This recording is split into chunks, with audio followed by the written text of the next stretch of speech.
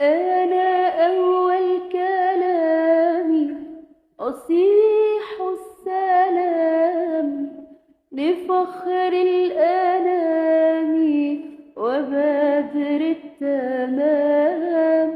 أنا ألقي اهتمامي بطول الدوام على البكر مريم، وبها أستجيب وأبوح وأتكلم بما في الضمير.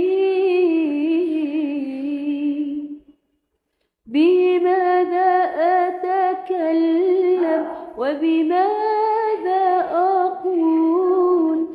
أكل ولا أعلم بسر البتول. حاب المرت مريم يفوق العقول، وشرح عجيب علينا عسير. ومن كان لبيبا نطق باليسير.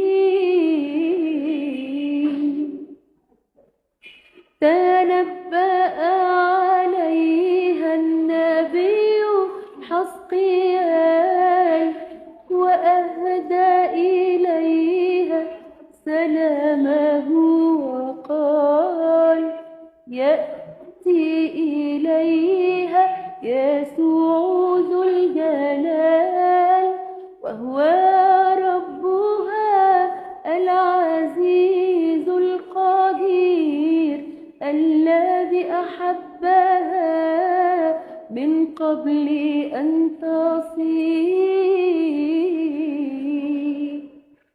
سليمان أجابك وقال في النشيد: يا أختي مرحبا بك، وأنا إليك أريد روائح ثيابك كعنبر يقيد.